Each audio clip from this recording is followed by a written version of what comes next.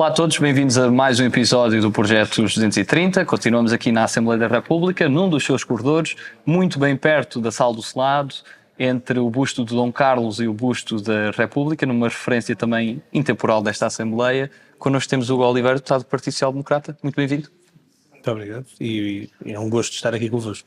E começamos, se calhar, com uma pergunta um pouco mais engraçada. Sendo das Caldas e estando nesta confraria específica, estive a tentar fazer a minha investigação, mas explicando o que é o Príapo e como é que se tornou também bastante simbólico. Bom, o Príapo é filho de Vênus e de Bacos, ou seja, pensando o que é que pode dar um filho de Vênus e de Bacos, pensamos no Príapo. E o Príapo simboliza não falando naquilo que pode simbolizar, não na confraria, porque na confraria simboliza aquilo que toda a gente sorri quando falar de Caldas da Rainha, porque tem a ver com a Leiça Malandra, e nessa perspectiva há uma associação, uma confraria que pretende proteger, valorizar esse ativo que existe, sendo que esse ativo é da Leiça Malandra nas Caldas. Mas olhando, por exemplo, quando e houve muita controvérsia o ano passado para a obra do Cutileiro no Parque Eduardo VII, não é também uma parecença aquele sinónimo de virilidade, por um lado, mas tornou-se também um símbolo típico? Por isso é que é um símbolo que eu costumo dizer isto de forma tranquila, de que as pessoas sorriem quando se fala de Caldas da Rainha por isso, porque faz parte da memória coletiva do povo português, e não só português, que eu lembro a primeira coisa que tive de contacto, o primeiro contacto que tive com uma guia na Tailândia foi quando disse que era de Caldas da Rainha, e ela começou a sorrir. E depois explicou-me porque é que sorriu. Foi exatamente porque sabia que Caldas da Rainha tinha esta Leiça Malandra, e portanto há esta memória coletiva, e nós devemos preservar de uma forma que eu diria com o cuidado suficiente de perceber que pode resvalar de alguma forma quando falamos destas matérias, mas as pessoas reconhecem como tal, e portanto não há que ter vergonha, há que saber lidar com estas matérias, e por isso existe uma confraria e que eu tenho o gosto de ser o Presidente da Assembleia Geral. E faz parte também de uma rede além fronteiras, neste caso que liga termas de várias localidades europeias. Qual é o desafio também desta cooperação entre diferentes regiões, algo que também favorece um próprio tipo de turismo específico e até com alguma componente medicinal? Eu tive a oportunidade, enquanto autarca, enquanto vereador do município de Caldas da Rainha, de pertencer a essa rede e de ser até vice-presidente da rede europeia das cidades históricas termais. E poder aí ter uma partilha de conhecimento e de experiências sobre aquilo que é o termalismo na Europa e, em alguns casos, no mundo inteiro. Tive a oportunidade de verificar e em loco, em vários sítios do mundo também, o que é feito.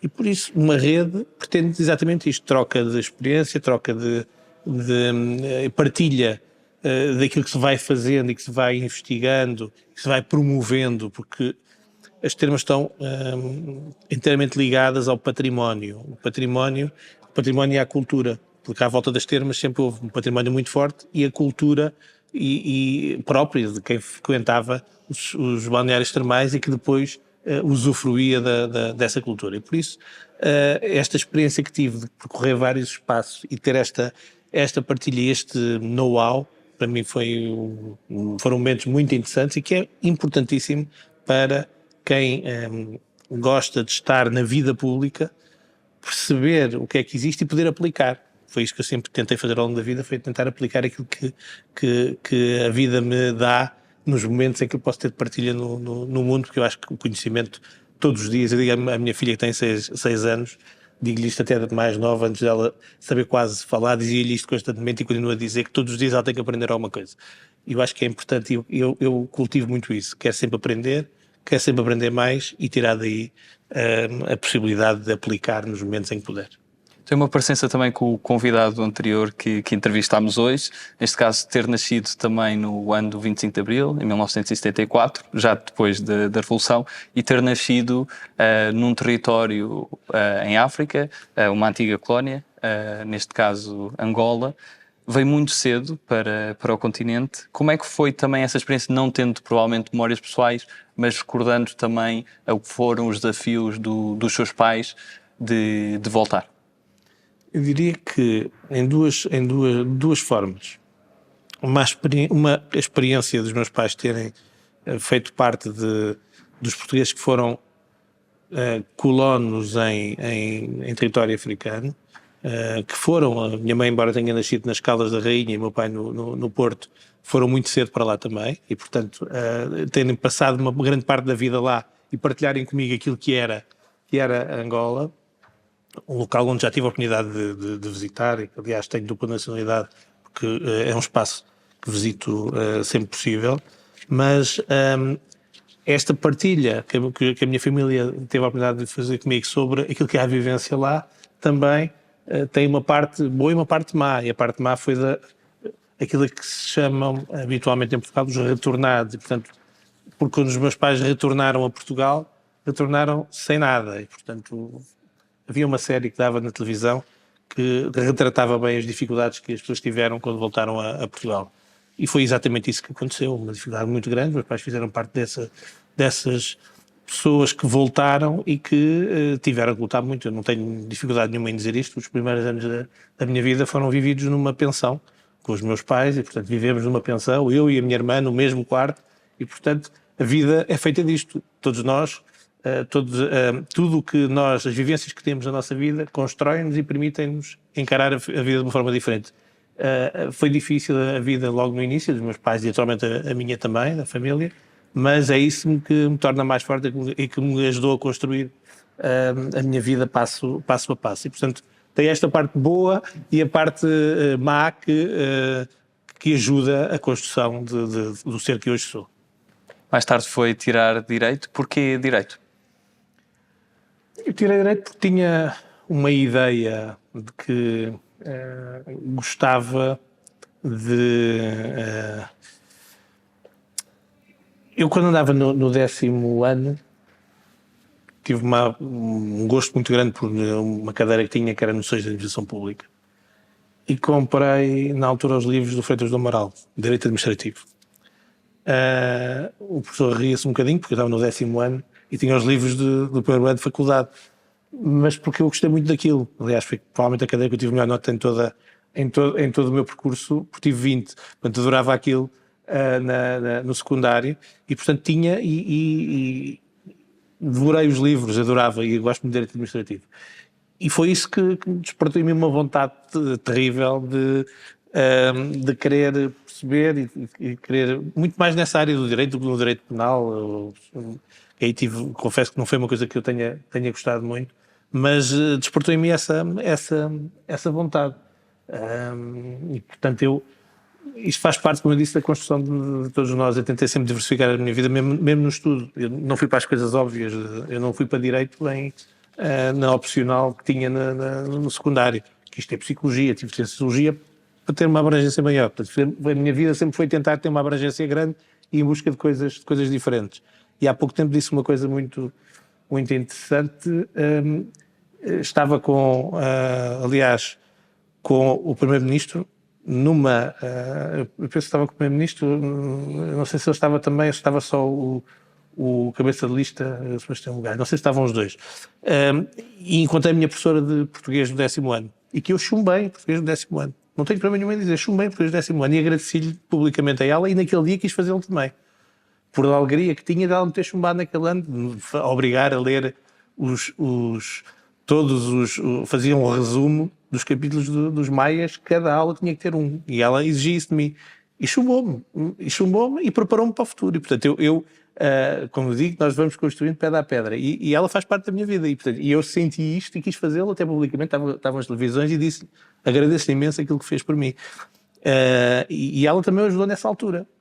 Ela assim, tu gostas de direito, és aqui um bocadinho, diria que foi um pouco isto. E a ligação à política? Parece em que altura? Não sei, olha, eu na campanha do Freitas do Amaral para as presidenciais, eu não sei que idade tinha, confesso que agora... 12 anos? Aí, 11 minutos, por eu, dizer. eu pedi à minha mãe, ao meu pai, que acharam muito estranho, para parar o nosso 127, para eu sair e subir a um poste e buscar uma bandeirola e pus no carro. E pedi aos meus pais para irem fazer uma caravana. Eles olharam para mim e acharam aquilo um bocado estranho, porque eu nunca tinha manifestado nenhuma vontade, mas quis sentir aquilo. E depois, aos 13 anos, 14, resolvi ler os programas eleitorais dos partidos. Resolvi ler. E li alguns, que eu diria, utopicamente, mas são muito, muito bonitos. Percebi que não tinham aplicação, mas eram bonitos. E li. E depois fiz a minha opção. Quis ser militante de uma juventude partidária. E foi a opção que fiz e acabei por, no fundo, fazer aquele percurso na estrutura partidária da JSD. Depois, entretanto, fui presidente de uma associação académica durante alguns anos e fui construindo depois o meu percurso político, muito daquilo que foi a minha vontade de pertencer a um partido que eu me identificava e que me identificava essencialmente pelos textos que lia de Francisco Sá Carneiro. E depois, mais tarde, chegando até aqui ao Parlamento, teve outro tipo de experiências, nomeadamente no setor privado. Como é que essas diferentes experiências, até como advogado, o prepararam para as funções de hoje, que são funções diferentes? É curioso. Eu quando estava a acabar o curso, eu fui trabalhar numa empresa ligada ao gás natural. Ligada à Espanha, certo? Quando o gás natural chegou a Portugal, portanto era uma empresa, uma SA, mas com capitais espanhóis, e comecei como comercial na empresa, estive à frente da direção comercial da própria empresa na instalação, no meu concelho, portanto eu conheço muitas das ruas do meu concelho pelo nome, porque nessa altura bati as ruas todas e portanto tenho essa memória, a maior parte das ruas até por isso. E eu trabalhei aí, depois a seguir ainda trabalhei em mais uma outra empresa ligada ao gás, até que estava a fazer o meu estágio de advocacia e fiz a minha prova da agregação, faltava só a oral e fui eleito, fui secretário de vereador, fui convidado para ser secretário de vereador, fiquei na Câmara como secretário de vereador e depois fui eleito vereador em dezembro de 2001, lembro bem da data, foi o dia em que António Guterres se demitiu. E, portanto, sou eleito vereador e quando sou eleito vereador automaticamente fico suspenso no estágio, até hoje. Portanto, agora nem a própria Ordem dos Advogados sabe como é que eu podia voltar a fazer, porque já fiz o exame e tinha que repetir tudo de início. E confesso que não estou com essa disposição de repetir tudo desde o início, mas compreendo perfeitamente, mas por isso é que não continuei nessa área. Portanto, essa experiência contribuiu também para eu perceber na direção comercial e perceber como é que os tais pedras que há pouco disse que iam construindo a minha forma de estar e a minha vida. Assim como foi o facto de eu ter dedicado... Eu ainda sou vereador da Câmara e sou há 23 anos. Entrei para vereador com 26 anos. Era de facto muito jovem, uma facilidade de ser um vereador de juventude, porque as pessoas com quem eu falava eram os meus amigos, as pessoas que eu conhecia da escola, e portanto era uma relação muito próxima para poder perceber os problemas deles, e eu acho que é importante isto para um autarca, e eu acabei por fazer esse percurso, dedicar muita parte da minha vida na autarquia. Para ter uma ideia, eu fui o 5º vereador 2 vezes, fui o 4º, o 3º, o 2º, fui o vice-presidente da Câmara. Agora somos oposição, faço parte da oposição, porque em 2019 vim para deputado na Assembleia da República e nessa fase, num novo desafio, porque eu acho que tem muito a ver com os desafios que nós queremos na nossa vida, um novo desafio de eu olhar para aquilo que é o meu papel neste caso, naquilo que eu quero fazer. Eu entendo a política como algo nobre, não como uma profissão, embora tenha dedicado a maior parte da minha vida, mas não como uma profissão, mas algo nobre. E algo nobre em que eu disse desde os meus 14 anos, quando disse que ia entrar para a política, tinha uma razão de ser para eu entrar para a política, que era poder fazer alguma coisa que eu sentisse consequência, ou seja, poder mudar alguma coisa. E eu, ao longo da minha vida política, senti isso. Fui mudando alguma coisa, sempre, ou enquanto autarca, ou agora estando como deputado. Eu diria que era o possível candidato a ser deputado 2002, porque era o presidente da distrital da minha estrutura da juventude partidária em Leiria, e era o candidato a deputado. Era o normal candidato a deputado. E eu disse, não queria. Disse, não quero, assim, não. Há outras pessoas que podem ser.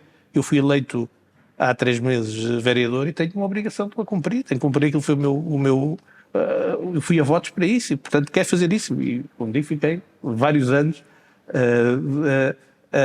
enquanto vereador a cumprir esse desígnio. Portanto, eu entendo que assim é e fiz muita coisa que sinto e que sinto a marca do que fiz. E aqui no Parlamento já senti isso, o que me dá um gosto especial de eu ter... Eu entrei em 2019, portanto já vou no 3º mandato, embora 2 tenham terminado de forma repentina, bruta, e portanto, como é de conhecimento geral, mas eu tive a oportunidade de redigir projetos de lei e deles serem aprovados. A lei do arvoredo urbano, por exemplo, ou a lei da proteção do arvoredo urbano, ou então a própria lei que foi aprovada o ano passado de regime transitório para que os edifícios das associações que estão espalhadas pelo país fora possam ser legalizados. Lembro o problema que houve em Tondela quando as pessoas morreram dentro daquele espaço e que não estava legalizado. Isso significa o quê? Que eu, da experiência que tive, e tive muito para dar a resposta, mas da experiência que tive ao longo da vida, percebendo aquilo que as pessoas querem, para não haver uma distância muito grande entre o Parlamento e as pessoas, parece que às vezes há uma distância muito grande. Claro que eu tenho preocupações globais e continuo a tê-las e tenho essa responsabilidade, sou vice-presidente da área do grupo parlamentar do PSD na área do ambiente e energia, mas também tenho uma visão daquilo que as pessoas sentem no dia-a-dia e que sentem, e pequenos problemas podem ser resolvidos. E essas dois projetos de lei que eu redigi, portanto sinto que já deixei uma marca porque eles estão os 2 aprovados, fazem-me sentir bem porque acho que me sinto realizado por estar a fazê-lo. Portanto, acho que nós devemos gostar do que fazemos e gostamos de deixar marcas. E isso eu estou a sentir que o faço, o que me deixa naturalmente contente. Exatamente nesta Comissão de Ambiente e Energia, quais é que acha que são os maiores desafios nesta legislatura? Neste caso, tanto também no partido do Governo, no programa eleitoral e também no programa do Governo, falam muito da questão dos recursos, sobretudo em regiões mais a sul, como o Algarve e o Alentejo, a questão da água, mas há inúmeros desafios do ponto de vista local, nacional, global. Sem dúvida, a questão do recurso hídrico e, portanto, a falta de água vai ser clara. Eu fiz aqui uma coisa na Assembleia que as pessoas não acharam muito estranho. Se tentarem ver, percebem. No mandato passado, eu tentei chocar. Eu fui para o púlpito e levei, aliás, primeiro pedi, não deixaram, eu levei em sacos de papel, mas levei copos e levei água e enchi vários copos. Do púlpito, claro, ficaram a olhar para mim, pensavam que ia tirar, a fazer alguma coisa. Estou no partido errado, não é isso. Eu enchi os vários copos e depois disse, olha, aliás, enchi um copo e deixei vários copos e fui enchendo. Disse, estão a ver, olha, isto aqui é gasto, é perda de água. Isto é na agricultura. Sendo que na agricultura é para ser reutilizada, porque nós precisamos dela. E fui enumerando as utilizações da água e depois fiz assim. Sabe o que acontece? Acabou a água. E, portanto, este é um perigo que não existe neste recurso. Claro que não saí dali sem beber o resto, para não dizer que eu estava a desperdiçar água, e a água toda lá estava. Mas, seja como for, eu quis exemplificar, para as pessoas perceberem, teatralizar a coisa, mesmo ali em cima no púlpito, foi uma gritaria dentro daquela sala, mas para as pessoas perceberem o que é que estava em causa. E esta é uma preocupação que nós devemos ter, e que temos no mundo inteiro. Nós, no dia-a-dia, não sentimos tanto, se calhar, porque a água, as pessoas, falámos com as pessoas, há de haver água, seja onde for, há de haver água. Vamos começar a não haver. E o Algarve é um caso desses, claro, as pessoas começaram a sentir isso e a perceber a falta de água no Algarve. Portanto, é muito importante a questão da água ligada, naturalmente, às alterações climáticas e a necessidade de ter um combate claro com esta preocupação das alterações climáticas. E aqui a questão ambiental tem um espaço primordial. A transição energética é fundamental e, portanto, nós precisamos de olhar para a questão do ambiente não como um problema de há uma série de pessoas que se preocupam com aquela questão do ambiente e estão ali, durante muitos anos foi este o pensamento, estão ali, são um bocadinho trigo e estão ali a pensar em questões do ambiente. Não, a questão do ambiente é um problema que nos tem que preocupar a todos. Não é de... Eu não sou, nem nunca me vão ver como uma pessoa que a extremar posições sobre esta matéria. Nós temos que ter equilíbrios, assim como o planeta tem que ter esses equilíbrios também. Portanto, nós temos que perceber porque é que eu não concordo com aquela ideia de tirarem tinta, de fazer. Não faz sentido nenhum, porque isso não traz nada de novo para aquilo que é, pode chamar a atenção, sim, mas não traz nada de novo para aquilo que é a construção que é preciso ter para um país e para um mundo diferente. E, portanto, nós temos que olhar e perceber o que é a transição energética e qual é a responsabilidade de cada um. E este é o grande problema, é as pessoas perceberem qual é a responsabilidade que cada um deve ter per si para contribuir para o global. E esta é a dificuldade que tem havido. E quando falamos em preocupações ambientais e alterações climáticas, não vale a pena dizer, como eu encontrei há um ano, a falar com alguns portugueses nos Estados Unidos, que me diziam: isso não é um problema, isso é um problema das redes na Tailândia. As redes que estão lá a pôr, esse é que é o grande problema dos plásticos, não há mais nenhum problema dos plásticos. E o perigoso é ouvir isto. Sim. Perigoso é ouvir isto. Nós temos que... é uma questão de literacia. Falamos da literacia e muitas coisas, a literacia ambiental é fundamental também. Portanto, nós temos que mudar os hábitos, temos que perceber o que é que a sociedade se tem que adaptar às novas realidades, e as novas realidades são que nós vivemos tudo num consumo grande. Este é o problema, nós consumimos tudo. Qualquer uma das máquinas que aqui está, ou dos telefones que aqui temos, tem um consumo brutal em várias componentes. Ou em tudo o que nós consumimos. E, portanto, nós temos é que perceber que, não estou a dizer para voltar, como há uma série de teorias, de voltar, como, nomeadamente, mais uma esquerda radical até na Europa, de que devemos voltar às fraldas de pano, ou proibir em algumas, num T0, ter uma máquina de lavar a roupa. Nada disso. Nós não conseguimos cortar a nossa forma de viver agora, de repente, só somos viver para o campo, é para acamparmos, não conseguimos mudar isto. Nós temos é que nos consciencializar. Isto é que falo na literacia. Nós temos que nos consciencializar o que é que estamos a contribuir, e por isso, tudo o que nós fazemos, e é um desafio da área ambiental, é que nós fazemos, ou tudo o que nós produzimos, deveria ter a sua pegada. Nós devíamos perceber, quando compramos uma coisa, qual foi a pegada dessa coisa que compramos. E, portanto, as coisas têm que evoluir nesse sentido. E têm que evoluir para que nós possamos perceber qual é o contributo que estamos a dar e o que é que estamos a ajudar a que a coisa não acelere tanto como se fala que está a acelerar, e que, para além daqueles que acham que são céticos e acham que isto é só uma ideia de uma série de pessoas, que de facto existe. Não temos é que entrar em histeria total, temos é que ter a consciência e ter políticas assertivas. E aqui temos a transição energética, volto a dizer, temos a questão da água e também dos resíduos, porque isto tem a ver com a economia circular.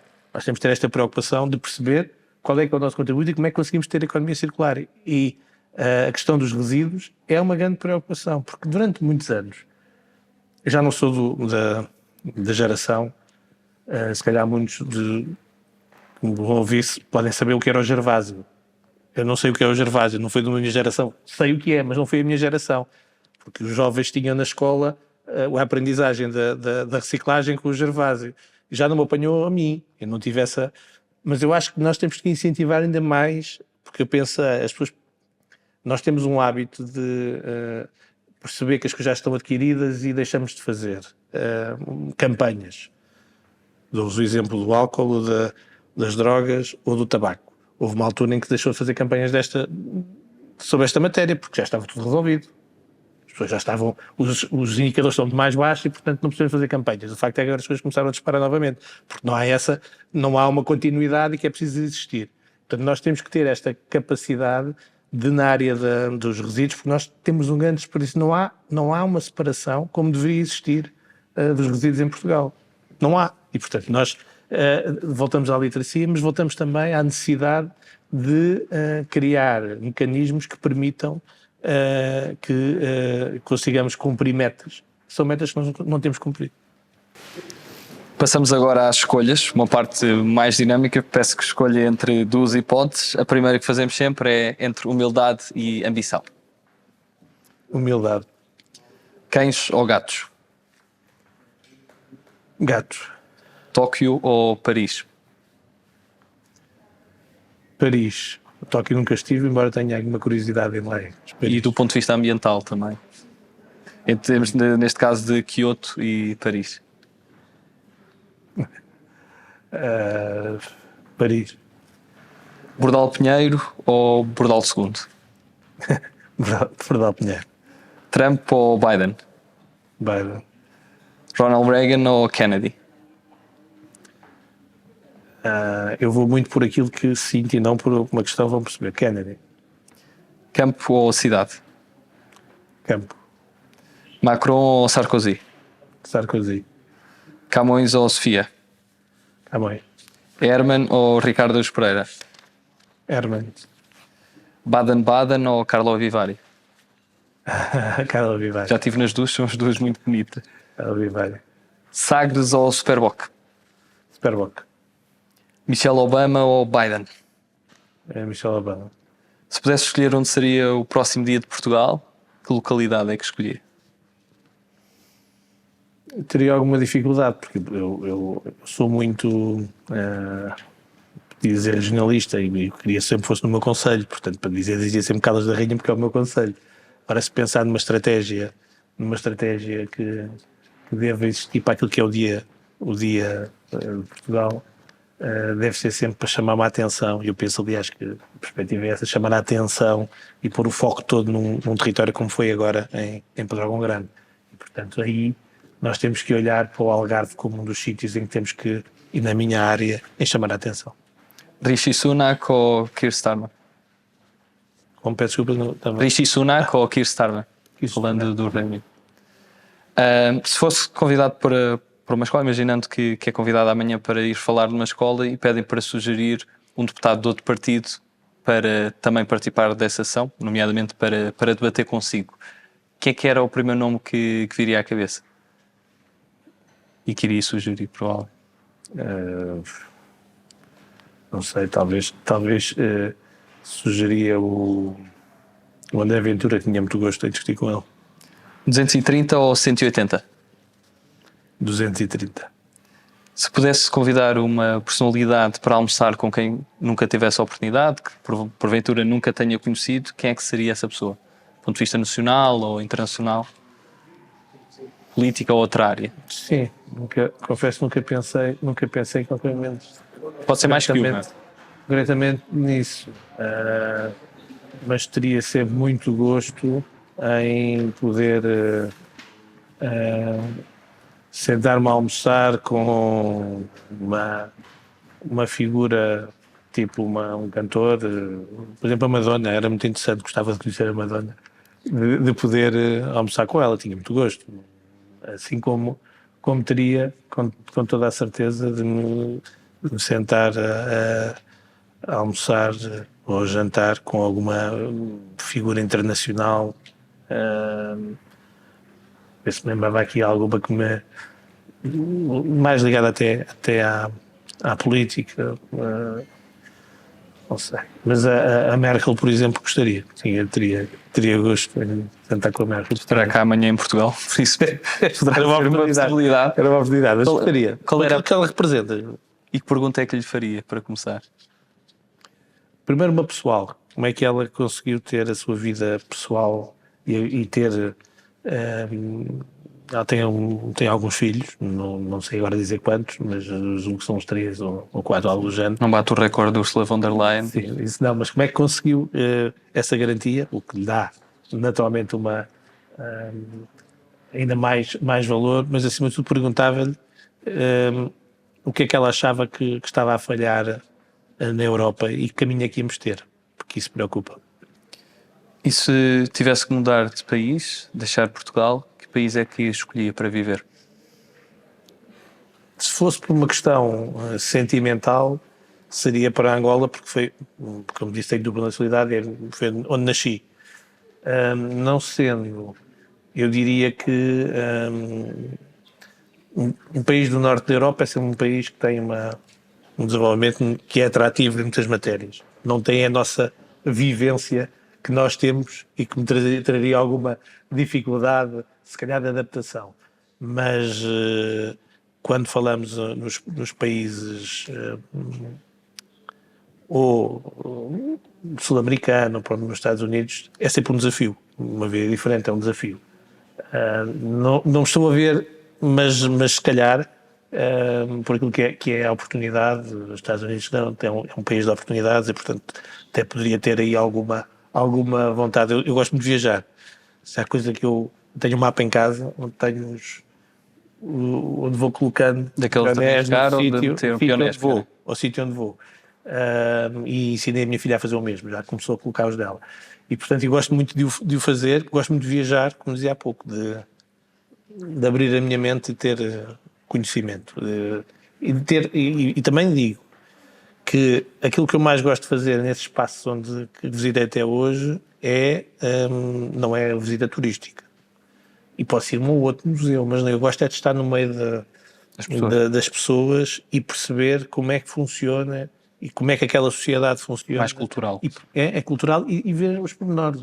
As pessoas brincavam comigo que eu tinha fotografias, nem que fosse uma luminária ou de um banco, porque gosto de ver coisas diferentes. E muito desta vivência, poder estar junto das pessoas, nativos, por assim dizer, para poder conhecer a sociedade e perceber como é que as coisas funcionam, porque muitas vezes nós visitamos outros países e não conhecemos. Portanto, eu gosto muito de o fazer desta forma.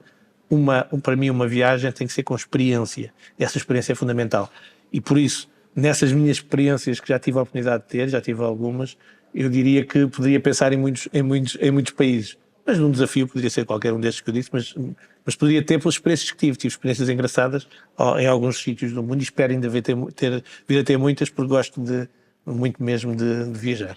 Não é turista, é viajante. Qual é que seria o próximo destino que nunca foi, neste caso? Eu nunca fui ao Japão e gostava de ir ao Japão. É um dos sítios, aliás eu diria que até é um dos sítios de sonho de visita da minha mulher, e eu gostava de ir com ela lá. Mas eu gosto muito da Ásia.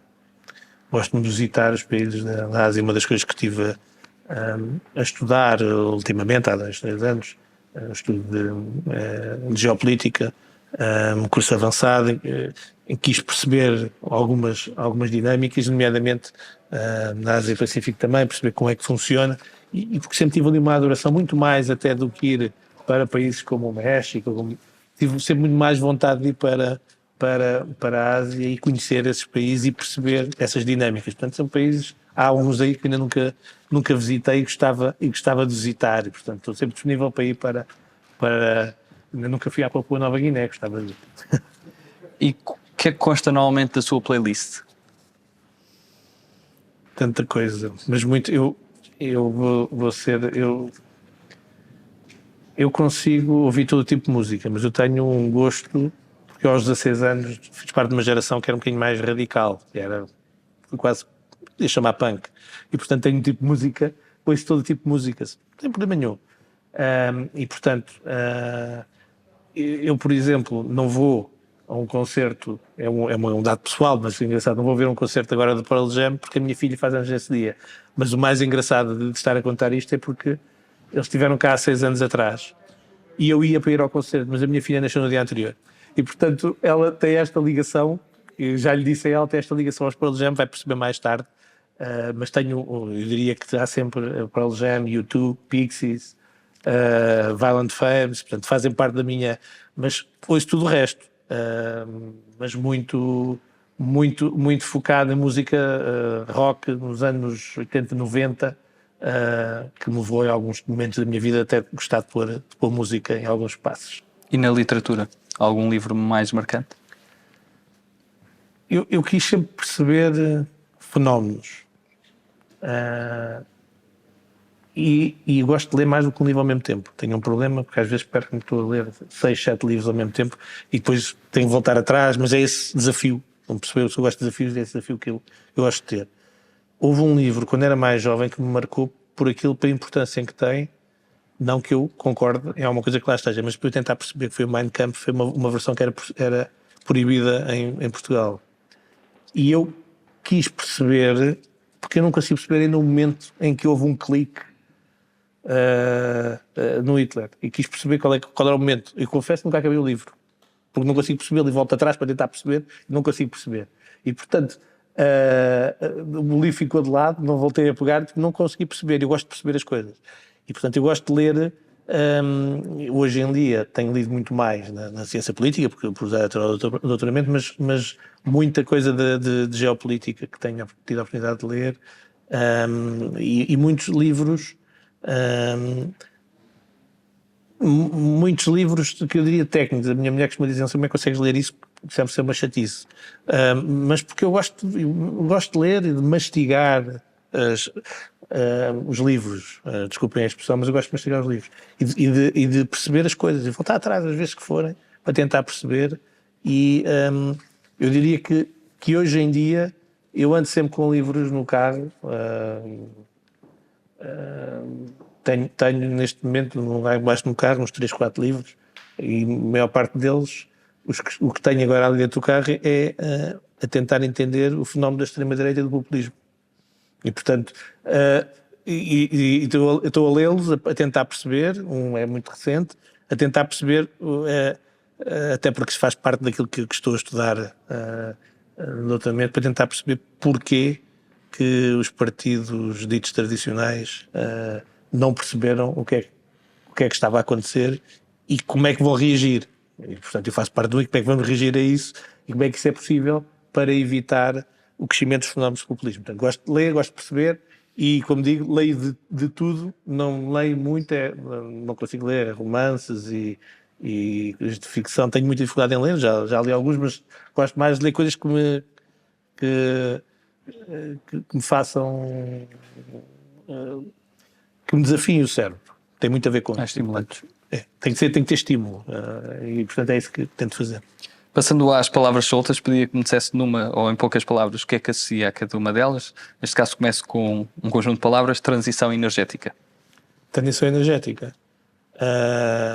Prioridade. Liberalismo. É fundamental. Confraria. Uma valorização. Termas. Podia ser agora. Termos saúde e bem-estar. Mineração em mar profundo. Uma preocupação. Hospital.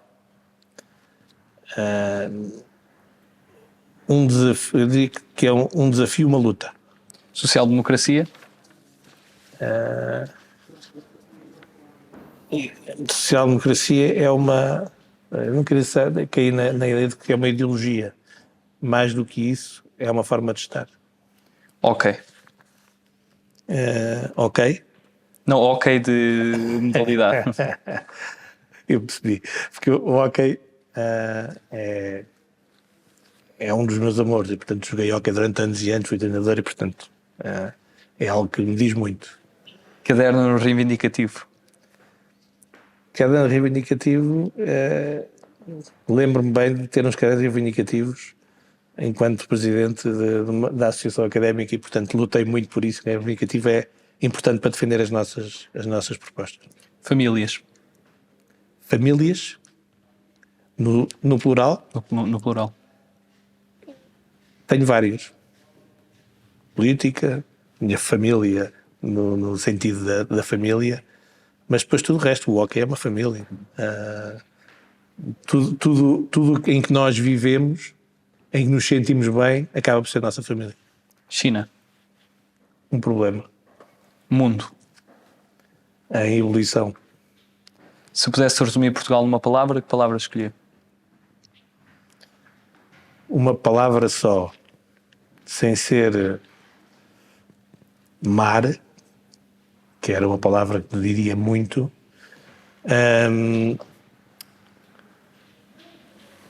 Descoberta. E para terminar, que mensagem é que gostaria de deixar a todos os portugueses? Uma mensagem de esperança. E existe eu ia dizer um jovem político, mas eu considero sempre jovem, mas já não é assim tão jovem. Mas um político que sente, como dizia há pouco, para estar na política quer mudar alguma coisa. Portanto, o que tem que existir é a esperança de que, de facto, para além de todo o teatro político que possa existir, que existe e muito, existe também uma vontade de executar.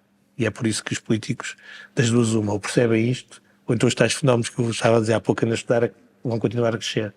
Porque ou fazemos o que prometemos, ou então as pessoas desacreditam. Portanto, há esperança se houver pessoas que tenham esta predisposição. E eu tenho-a e sei que muitos a têm. E o que é importante é que para todos nós que queremos e que acreditamos num país como Portugal, temos a capacidade e queremos acreditar, e acredito, digo isto com muito sentido, acredito nos portugueses. E, portanto, a nossa obrigação enquanto país é trabalhar para os portugueses. E a mensagem que posso dar é de esperança, porque é mesmo para isso que nós queremos trabalhar e que eu estou aqui é nesse sentido, nesse desígnio. Muito obrigado pela sua participação. Obrigado. E obrigado a todos os que nos acompanham lá em casa e também aqui, membros da nossa equipa. Até uma próxima. Continuem a acompanhar as 230 entrevistas aqui na Assembleia da República. Até à próxima.